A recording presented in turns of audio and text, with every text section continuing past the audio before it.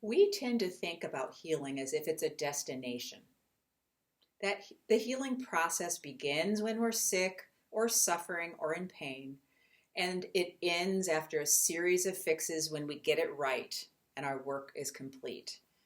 But nothing could be farther from the truth.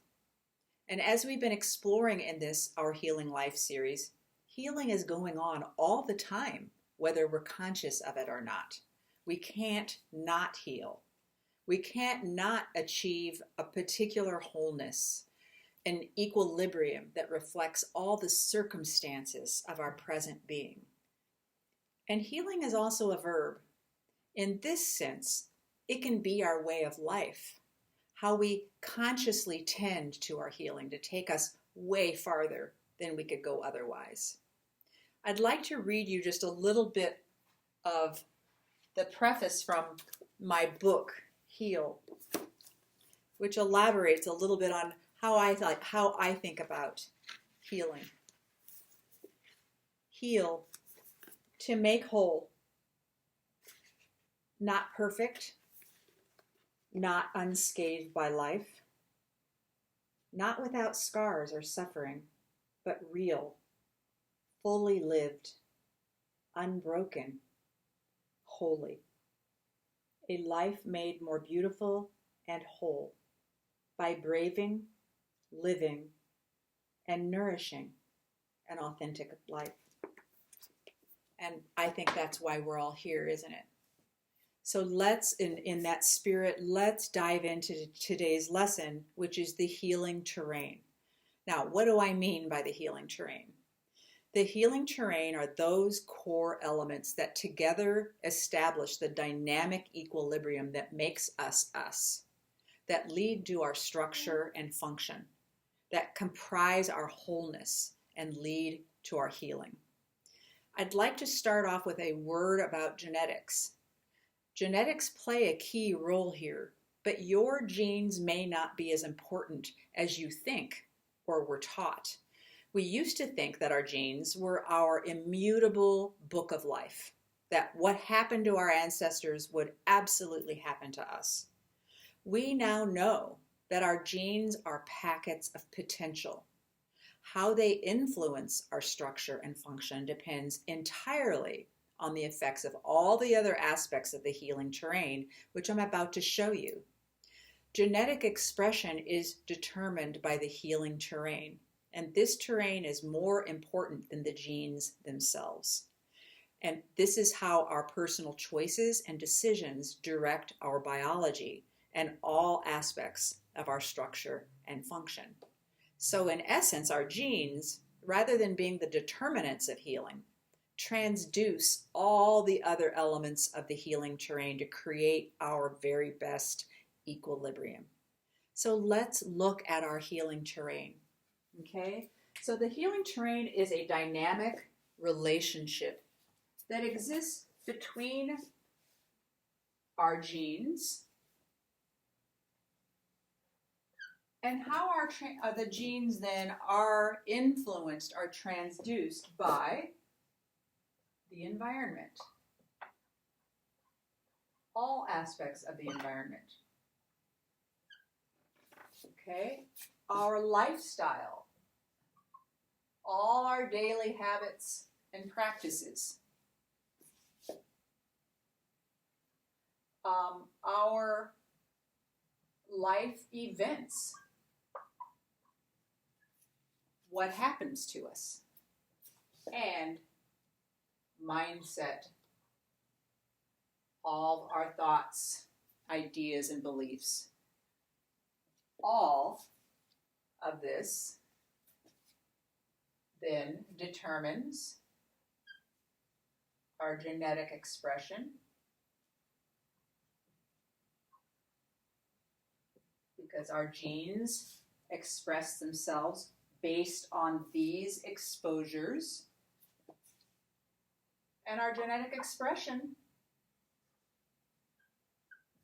creates us and all structure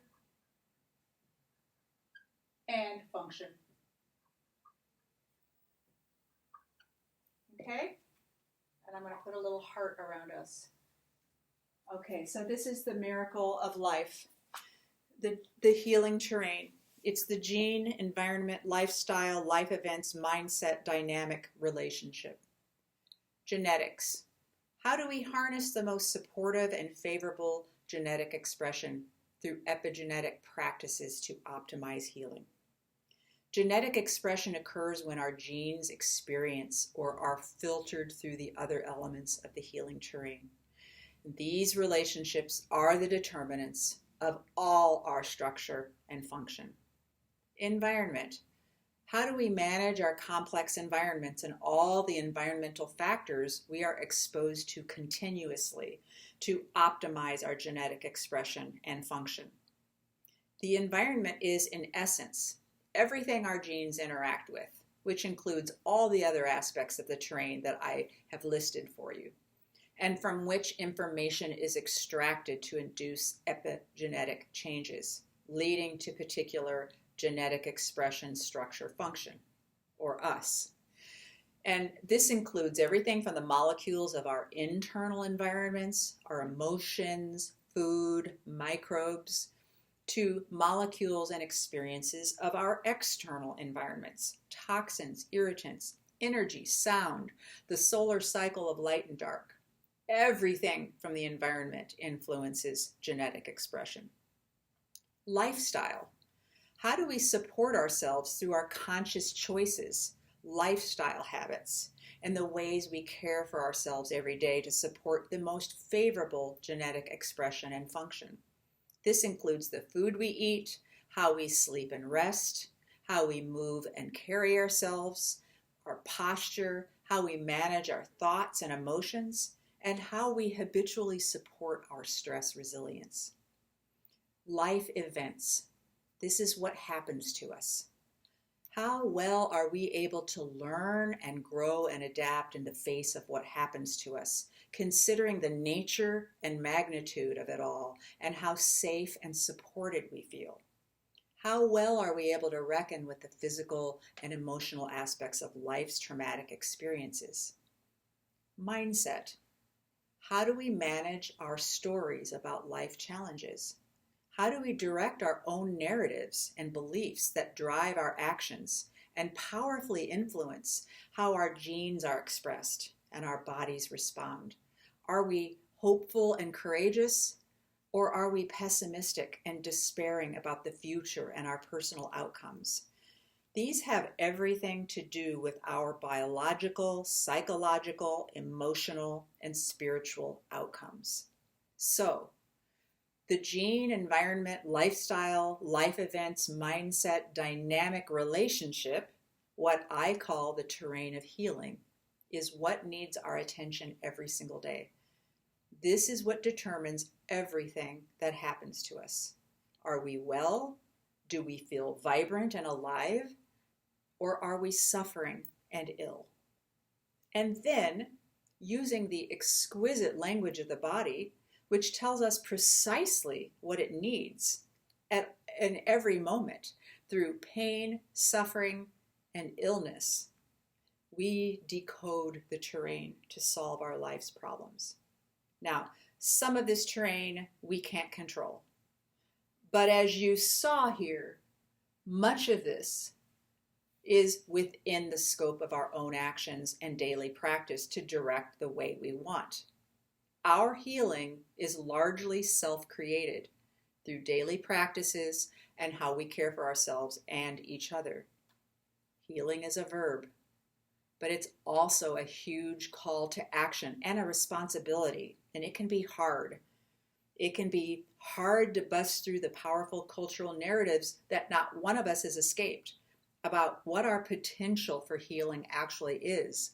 And there are many such narratives in our own culture that disempower us from knowing how to heal and trusting ourselves to know what to do. It can be hard to overcome the social inequities and the unfair and unequal distribution of resources that are absolutely present in our culture and that greatly affect many people's ability to heal. We are greatly challenged to overcome the problems related to our horrifically damaged planetary ecosystem with its toxicity, loss of biodiversity, and destruction of resources that we all need to thrive. The effects of all this challenge us daily and can require more than the usual self-care. But that's why we're here, to get smart, to realize these challenges, to learn what we can do, right? So let's take a time out. Let's take a moment to tap into our strength and courage. We've just looked at the healing terrain. It's big, it's scary. There's a hell of a lot to do. Healing can be scary. And to see the terrain as we just did, completely overwhelming. How do we even begin? I trust you to be able to manage this. Okay? I trust you enough to show you what's at stake and what the lay of the land is. I trust you enough to not dumb this down or make it simple.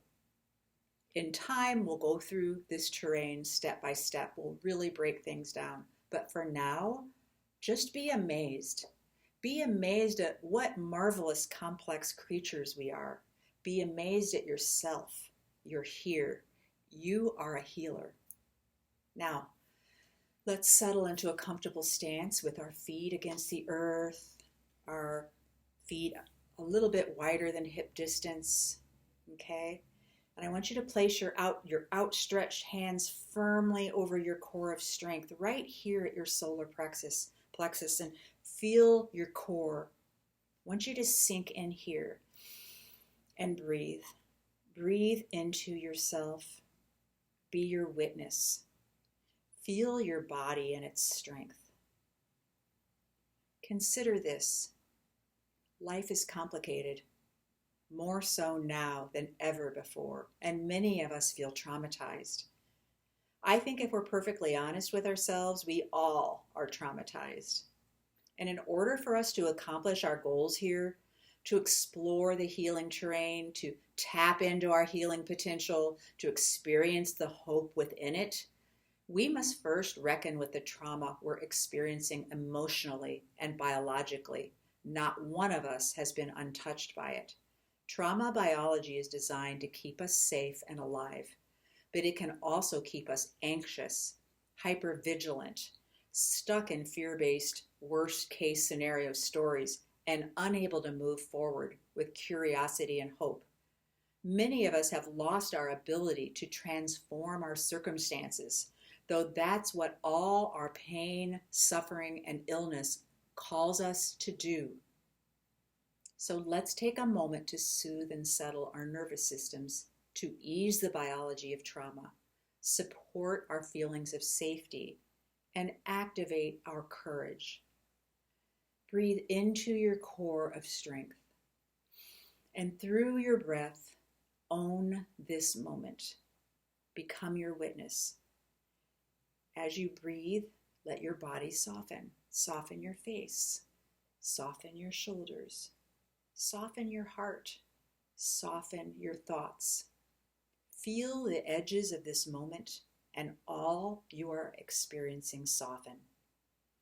Stay curious. Stay curious as body sensations and feelings arise. Breathe into them. Be your witness. And let your feelings flow. Soften all judgment, blame, or apologies you may have for how you feel. Breathe into your feelings. Respect them for the wisdom they bring. Soften them and stay curious. This is you in present time, not off in the future worrying about your outcomes or the world's outcomes. This is you as the witness. You are the witness to your own experience and to the world around you, no matter what may be happening. You can choose to be your witness, no matter what chaos surrounds you or how you feel inside. Center yourself. Observe. Own yourself. Own your stories. Own this moment. So this is the you who creates your future. This is the you who directs your healing. And you know, this is the you I need as my partner in this healing life. I am so grateful for your presence today. I want you to join me next session in our Healing Life series. We're going to be looking at the healing roadmap. We've explored the healing terrain today. We've looked at the bird's eye view without yet going into the details. Now, what we're going to do is look at what allows us to shift the terrain in the direction of our choosing to transform and support our healing. So the healing roadmap is up next. Stay well, be good to yourselves, be good to one another. I love you. Until next time.